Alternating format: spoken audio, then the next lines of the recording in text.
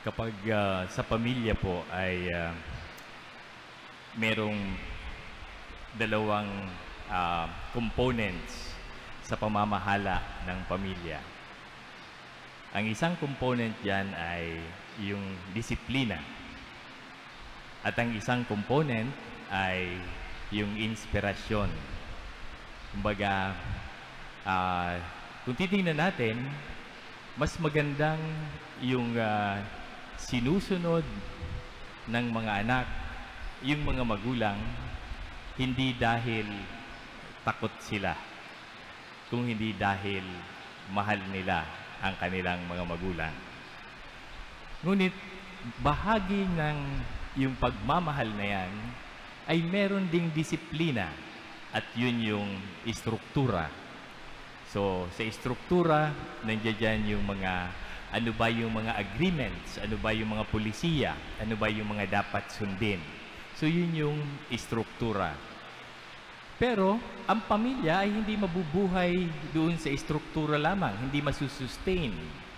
Kung istruktura lamang ang titingnan, kung disiplina lamang o kung mga polisiya lamang ang titingnan. Kailangan makita rin na buhay yung inspirasyon.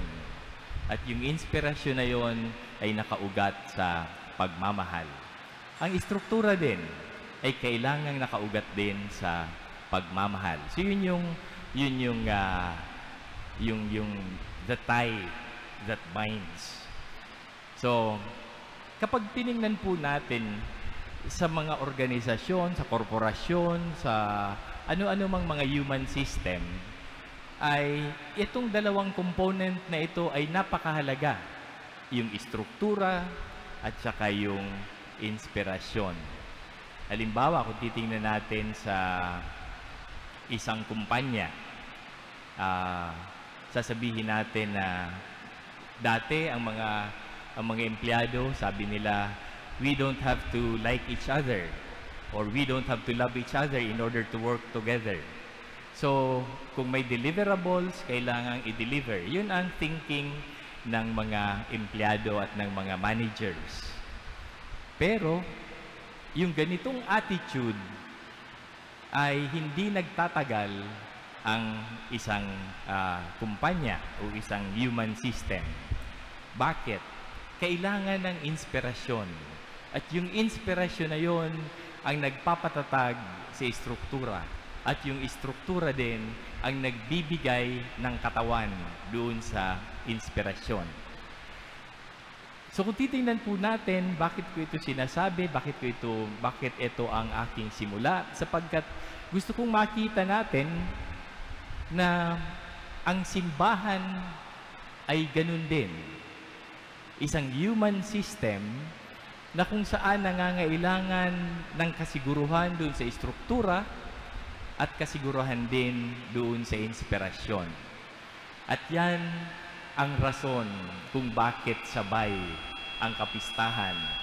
Ang sabay si San Pablo at si San Pedro sa dakilang kapistahan ng dalawang martir at apostol na ito. Si San Pedro yung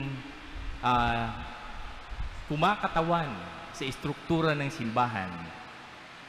Kung kaya naman narinig natin sa Ebanghelyo yung tungkol kay Pedro bilang bato. Di ba? You are Peter, and upon this rock I will build my church. Yung pundasyon kung saan ipinapakita ng ating Panginoon, eto, ikaw ang magiging kinatawan ng istruktura ng simbahan. At ibinigay sa kanya yung susi.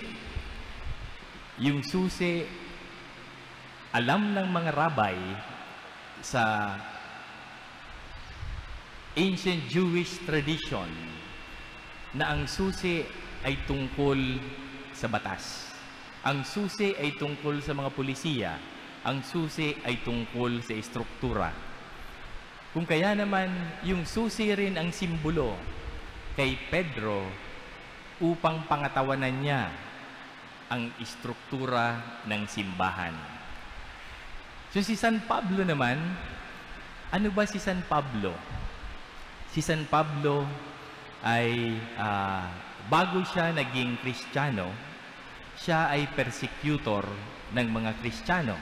Kinakaladkad niya mula sa mga bahay ang mga Kristiyano. Bakit? Sapagkat siya ay isang devout Jew na talagang naniniwala siya na ang ginagawa niya ay tama sapagkat sinusundan niya lamang yung kanyang paniniwala bilang isang Hudyo, na yung mga taliwas, yung mga Hudyo na taliwas ang kanilang practice sa pagiging Hudyo, lalong-lalo na yung mga Kristiyano, ay para sa kanya ay may malaking kasalanan. Kaya yun ang kinakaladkad niya palabas sa kanilang mga bahay.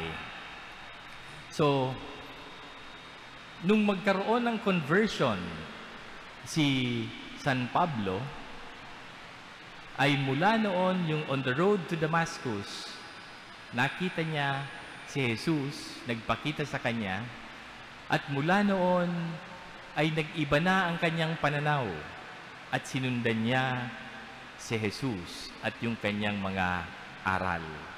At ito rin ang kanyang ipinangaral. At mula sa iba't ibang mga Christian communities, siya ay palipat-lipat. Ano ang ibig sabihin nito? Siya yung nagbibigay ng inspirasyon. Pagkatapos niya sa isang Christian community, aalis siya, pero hindi niya kinakalimutan yung pinanggalingan niyang Christian community sapagkat sumusulat pa siya, nagsusulat siya patungo doon sa pinanggalingan niyang Christian community. Kung kaya naman marami siyang mga sulat, mga paalala, mga komentaryo, mga suggestions doon sa mga Christian community, sa iba't ibang Christian communities. At si San Pablo ang nagbigay ng malalim na teolohiya doon sa pananampalatayang Kristiyano. At siya, dahil sa teolohiyang yon, siya ang naging inspirasyon ng simbahan sapagkat yon ang kanyang papel. Si Pedro sa estruktura, si San Pablo sa inspirasyon. At mula sa inspirasyon, yung ginawa ni San Pablo, nagpapaliwanag, nagbibigay ng kahulugan, nagbibigay ng inspirasyon. At mula sa inspirasyon, natural lamang na kapag ang tao ay inspired, siya ay mamomotivate. At kapag ang tao ay motivated, that would lead to action. Yan ay mapupunta sa isang action. Kung kaya naman kung mapapansin natin, yung mga Kristiyano kahit sila ay pinapatay, patuloy silang dumarami. Bakit? Ano yung bottom line ng istruktura at inspirasyon? Ang bottom line ng istruktura at inspirasyon ay pag-ibig.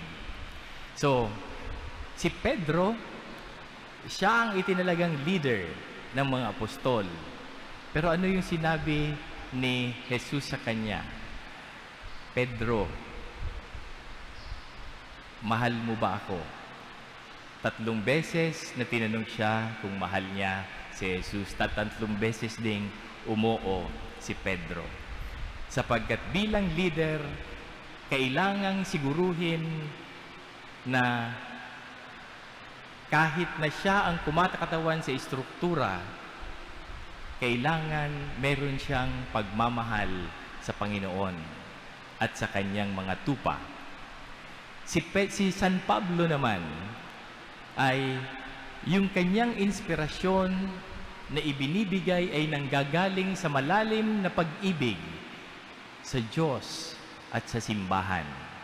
So, ang nagko-connect, yung datay, yung tali, na siya ang nagbibigkis sa istruktura at inspirasyon ay pag-ibig.